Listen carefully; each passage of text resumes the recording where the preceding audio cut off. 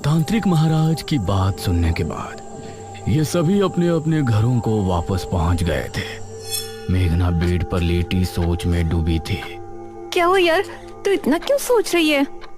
ये दमयंती आखिर थी कौन? हमें तो लगता है कि उसका महाराज से मिलना कोई संयोग नहीं था, बल्कि इसके पीछे उसकी कोई साजिश थी। इस पर इशिता ने मेघना को हैरानी से देखा।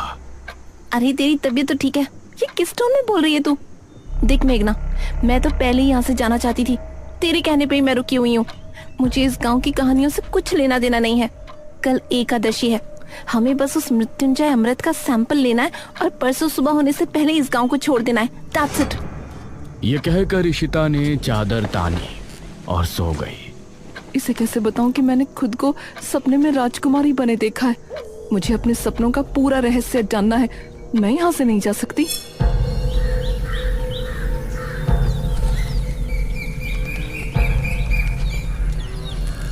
अगले दिन इशिता और मेघना आपस में बातें कर रही थी। आज रात को ठीक 9 बजे हम इस घर से निकल जाएंगे, ठीक है? यार मुझे इस तरह बिना कुछ बताए जाना ठीक नहीं लग रहा। हमें सबको बता देना चाहिए कि हम यहाँ पर मृत्युंजय अमृत के लिए आए हैं। तभी दरवाजे पर दस्तक हुई।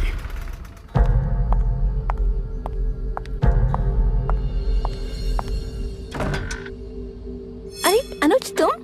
हाँ मैं। क्या बातें चल रही हैं? तुम लोग आज रात मृत्युंजय अमृत को लाने की बात तो नहीं कर रहे ना? नहीं नहीं, ऐसा कुछ नहीं है। गांव में इतनी प्रॉब्लम चल रही है, ऐसे में हम कैसे मृत्युंजय अमृत के बारे में सोच सकते हैं? हाँ वही कह रहा हूँ।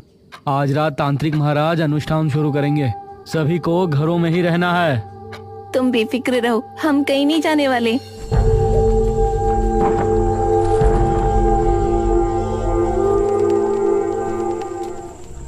रात होने पर तांत्रिक महाराज ने अनुष्ठान की तैयारी शुरू की। उनके साथ किले में मुखिया और गांव के 2 आदमी मौजूद थे। वहीं अनुज और उसकी माँ हवेली पर अपने कमरे में बैठे थे। माँ, मेघना और इशिता को भी यहाँ बुला लूं? कहीं उन दोनों को डर लग रहा हो। इस पर ठकुराइन ने अनुज को घूर कर देखा। मैं सब समझ रही हूँ, तुम उस शहरी लड़की पर लट्टू हो रहे हो। माँ, बस वो जहाँ है उसे वहीं रहने दो, न जाने कब यहाँ से जाएगी। मेरा बस चले तो मैं अभी उसे इस घर से निकाल दूं। उस समय इशिता और मेघना घर के पिछले दरवाजे से निकल रही थी।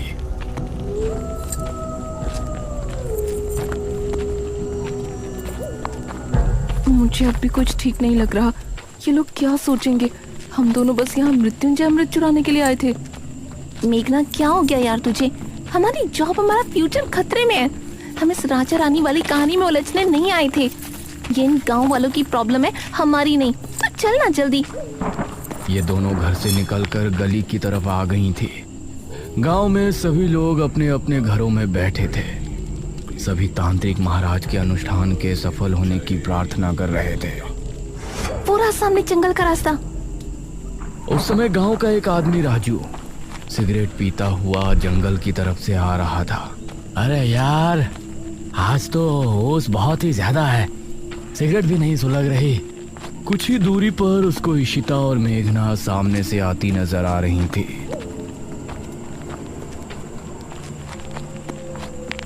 अरे वाह, यह तो वही शहरी हसीनाएं हैं जो मुखिया के घर ठहरी हैं। इनसे जान पहचान बढ़ाने का यह अच्छा मौका है। वो भी कुछ दूरी के फासले से इनके पीछे हो लिया। इशिता और मेघना ने अभी जंगल की सरहद पर कदम रखा ही था कि तभी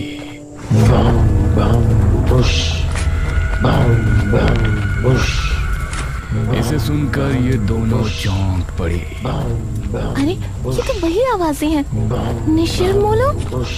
और राजू भी इस आवाज को सुनकर डर गया। हे भगवान, निशिर मोलो। राजू का दिल दहल उठा। उसने पाया कि वह आवाज ठीक उसके पीछे से आ रही है। उसने जैसे ही पलटकर देखा तो निशिर मोलो ठीक उसके सामने थे। एक पल को राजू की सांसें मानो रुक सी गई। तभी ताबूत अपने आप खुल गया। उससे दो भयानक हाथ निकले जिन्होंने राजू को ताबूत के अंदर खींच लिया। राजू की चीख सुनकर ईशिता और मेघना दोनों ही बेहद डर गईं। मैंने पहले ही कहा था ना, आज जंगल जाना ठीक नहीं होगा। यार बहस मत कर, जल्दी चल, हम वापस घर चलते हैं। इस तरफ तांत्रिक महाराज अनुष्ठान को शुरू कर चुके थे। वो आंखों को बंद किए लगातार मंत्रों का जाप कर रहे थे। मुखिया और वो दोनों आदमी उनसे कुछ ही दूरी पर थे। भागो जल्दी, कहीं निशिर मुल्ला हमें देख ना ले। ईशिता और मेघना दोनों अब डरी हुई हालत में आगे बढ़ रही थी, लेकिन वो आवाज कम होने के बजाय और बढ़ती जा रही थी। माँ, मैं यहाँ क्या करूँगा? मैं भी किले पर जा रहा हूँ। हो सकता है पिताजी को मेरी जरूरत हो। अरे भूल गए क्या, किसी को भी बाहर नहीं निकलना है। अरे मुझे कुछ नहीं होगा। वैसे भी निशिर मोलो की आवाज अभी तक नहीं सुनाई दी। मुझे नहीं लगता कि वो आ जाएंगे। ये कहकर अनुज अपनी माँ की बात काटते हुए घर से निकल गया।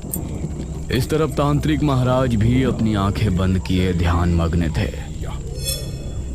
तांत्रिक महाराज ने खुद को एक अंधेरी जगह पर पाया। क्या यहाँ कोई है? सामने से कोई जवाब नहीं आया और तांत्रिक महाराज के पास एक तितली आकर रुकी। वो तितली अंधेरे में चमक रही थी। वो कुछ देर उनके पास रुकी रही और फिर एक तरफ चली गई।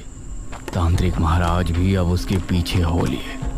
काफी देर तक चलने के बाद वो तितली जमीन पर बैठ गई। तांत्रिक महाराज ने पाया कि जमीन पर एक दरवाजा लगा हुआ है। वो तितली उस पर बैठते ही गायब हो गई। मेघना और ईशिता को भागते हुए काफी समय हो गया था। किला इनके सामने ही था। सामने से अनुज भी आ रहा था। उसने इन दोनों को सामने से आता हुआ देखा। अरे हम मेघना और ईशिता, ये तीनों एक दूसरे को देखकर हैरान रह गए। तुम दोनों यहाँ क्या कर रही हो? तुमको तो अपने कमरे में होना चाहिए था। मेघना कुछ कहती, लेकिन इससे पहले ही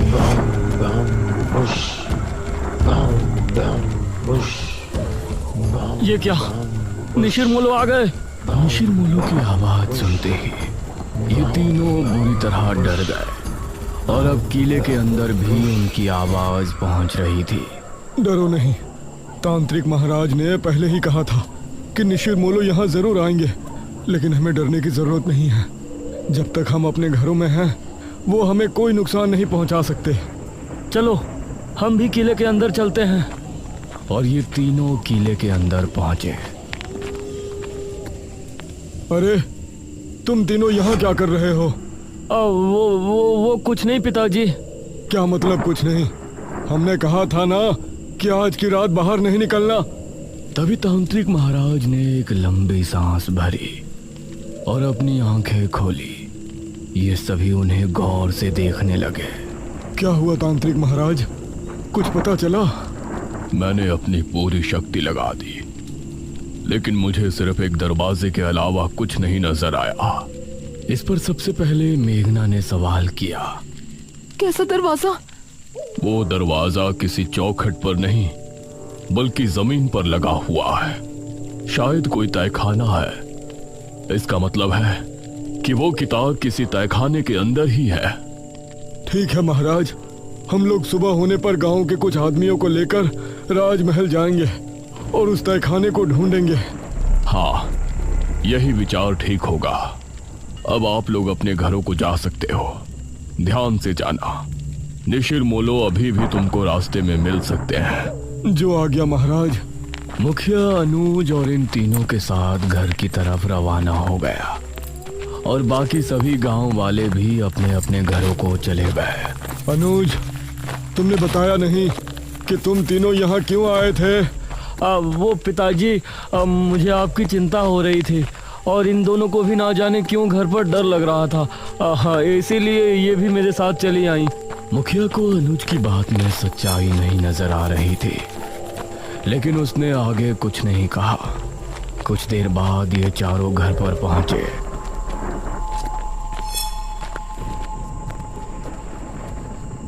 अब तुम लोग जाकर अपने अपने कमरों में चुपचाप सो जाओ, कोई मस्ती मजाक नहीं। जी पिताजी। ये कहकर मुखिया अपने कमरे में चला गया। फिर मेघना ने अनुज की तरफ देखा। थैंक यू अनुज, तुमने हमारे लिए अपने पिताजी से फिर झूठ बोला। अरे कोई बात नहीं मेघना, तुम्हारे लिए तो मैं 1000 झूठ भी बोल सकता हूँ। ये कहकर अनुज मुस्कुराते हुए अपने कमरे में चला गया। फिर इशिता और मेघना भी अपने कमरे में पहुंची। उस रात मेघना के मन में कई सवाल चल रहे थे। करीब 4 बजे जब वो सो रही थी तो उसने अपने आप को राजमहल में खड़ा हुआ पाया। अपने उसी राजकुमारी वाले अवतार में वो एक गलियारे से होती हुई आगे बढ़ रही थी। सामने ही एक बड़ा सा दरवाजा नजर आ रहा था। वो उस दरवाजे से होती हुई अंदर पहुंची। सामने एक अलमारी थी। उसने उस अलमारी को खोला तो उसके अंदर एक बक्सा रखा था। उस बक्से को खोलने पर उसे एक अंदर बड़ी सी चाबी रखी हुई नजर आई। मेघना सपने में बिल्कुल सही सलामत थी, लेकिन बाहर उसका पूरा शरीर पसीने से सराबोर हो गया था। तभी इशिता ने करवट ली तो उसने एक पल को आंखें खोलकर मेघना को देखा। मेघना, क्या हुआ तुझे? उठ। उसने मेघना को झंझोड़ा तो मेघना की नींद टूटी। क्या हुआ तुझे मेघना? देख तुझे कितना पसीना आ रहा है। मेघना नींद से जागी और लंबी लंबी सांसें लेने लगी। अरे कुछ तो बोल, कोई बुरा सपना देखा क्या? मेघना ने इशिता के जवाब में हल्का सा हाँ में सर हिलाया। इशिता ने उसे पीने के लिए पानी दिया और फिर उससे लिपट कर लेट गई। सुबह होने पर तांत्रिक महाराज कुछ गांव के लोगों को लेकर राजमहल पहुंचे। कोई भी कमरा, कोई भी गलियारा छूटना नहीं चाहिए। जी महाराज। गांव के सभी लोग अब अलग अलग गलियारों में चले गए। एक आदमी जिसका नाम मनीष था, वह एक कक्ष के सामने खड़ा था। उसने जैसे ही दरवाजा खोला तो कहीं चमगादड़ तेज शोर करते हुए वहां से निकल गए। उसने खुद को संभाला और कमरे के अंदर दाखिल हुआ। हे भगवान, कितना बड़ा कमरा है। तभी उसे भारी कदमों की आहट सुनाई देने लगी। उसने सामने देखा कि वही लबादे वाला आदमी उसके सामने खड़ा है। मनीष उसको देखकर दरवाजे की तरफ भागा, लेकिन दरवाजा अपने आप ही बंद हो गया। तभी वो लबादे वाला आदमी तेजी से उसके करीब पहुंचा और उसने कसकर मनीष का गला पकड़ लिया। मनीष की चीख महल की दीवारों में ही सिमट कर रह गई। गांव के लोगों ने राजमहल की अच्छे से तलाशी ली, लेकिन राजमहल इतना बड़ा था कि अपना पूरा दिन लगाने के बाद भी वो आधे राजमहल की छानबीन भी नहीं कर पाए थे। तांत्रिक महाराज, अब तो रात होने वाली है, अभी तक उस तहखाने का कुछ पता नहीं चला। उसको ढूंढना इतना भी आसान नहीं है जितना हमने सोचा है। मुखिया जी, हम रात में यहाँ नहीं रुक सकते। अवश्य, हम सभी यहाँ से निकलते हैं, सुबह होने पर फिर से आएंगे। ये सभी राजमहल से निकल ही रहे थे, तभी सामने से इनको मेघना आती हुई नजर आई। अरे बेटी मेघना, तुम यहाँ? जी अंकल। तुम यहाँ क्यों आई हो पुत्री? मुझे लगता है कि मैं उस तहखाने तक आपको लेकर जा सकती हूँ। ये कैसे हो सकता है? इस पर तांत्रिक महाराज ने मुखिया को हाथ के इशारे से चुप कर दिया। तुमको ऐसा लगता है तो ठीक है, बताओ कहाँ है वो तहखाना? अब मेघना आगे आगे चल रही थी और सभी उसके पीछे थे। वो एक गलियारे से होती हुई आगे बढ़ रही थी। सामने ही एक बड़ा सा दरवाजा नजर आ रहा था। वो उस दरवाजे से होती हुई अंदर पहुंची और ये सब भी उसके पीछे अंदर पहुंचे। सामने एक अलमारी थी। उसने उस अलमारी को खोला तो उसके अंदर एक बक्सा रखा था। उस बक्से को खोलने पर उसे अंदर एक बड़ी सी चाबी रखी हुई नजर आई, जिसे देखकर ये सभी हैरान रह गए। हे भगवान! मेघना ने बिना कुछ बोले चाबी को उठाया और फिर से आगे बढ़ी। सामने एक और दरवाजा था। मेघना उससे होते हुए सभी को अपने साथ अंदर ले गई। उस अंधेरे कमरे में सभी को जमीन पर एक दरवाजा नजर आया, जिसे देखकर सभी की हैरानी का ठिकाना नहीं था। यही है वो दरवाजा जो हमने हमारी दिव्य दृष्टि से देखा था। उस दरवाजे पर एक छेद था। मेघना ने उस छेद के अंदर चाबी लगाकर 3 बार घुमाया। अब इसे उठाकर देखो। तांत्रिक महाराज के कहने पर 2 आदमियों ने दरवाजे को उठाकर देखा तो वह आसानी से उठ गया। दूसरी तरफ अनुज और इशिता घर पर मौजूद थे। अनुज, मेघना कमरे में नहीं है। क्या मतलब? कहाँ गई अब वो? मुझसे तो टॉयलेट की बोल के गई थी, अब देखा तो वहाँ भी नहीं है। यह सुनकर अनुज हैरान रह गया। इस तरफ राजमहल में ये सभी तहखाने के अंदर पहुंचे। वहां एक शीशे के बक्से में एक किताब रखी हुई नजर आई। हाँ, यही है बेरमपुर पुराण। सभी किताब को देखकर खुश भी थे और हैरान भी। पुत्री, इसे उठाओ और फिर हम किले पर चलते हैं। मेघना ने जैसे ही किताब को बक्से से उठाया तो अजीब सा शोर उत्पन्न हुआ। यह कैसी आवाज है? तभी तहखाने के हर एक कोने से बिच्छू निकलकर इनकी तरफ आने लगे। सभी निकलो यहाँ से, जल्दी। अब ये सभी तेजी से ऊपर की तरफ भागे, लेकिन एक आदमी को बिच्छुओं ने सीढ़ियों पर ही अपने चपेट में ले लिया। उस आदमी को एक ही पल में बिच्छुओं ने कंकाल में बदल दिया। बाकी सभी लोग डरी हुई हालत में महल के मुख्य द्वार की तरफ भागे। मेघना सबसे आगे भाग रही थी।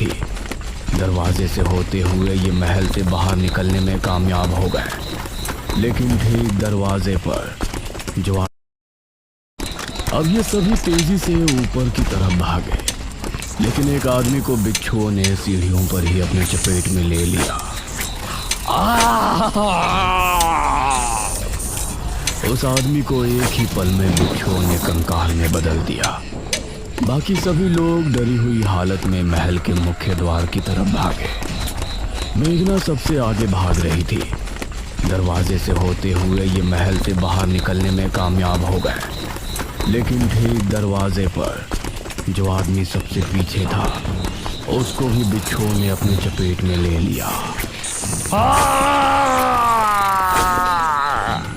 और उस आदमी की चीख पूरे राजमहल में गूंज गई। इन लोगों ने अब अपने कदमों को रोका नहीं और किले में पहुंचकर अपनी सांस तोड़ी। तांत्रिक महाराज ने मेघना को गौर से देखा। पुत्री, इस किताब के बारे में तुमको कैसे पता चली? उस समय अनुज और इशिता भी वहां पहुंचे।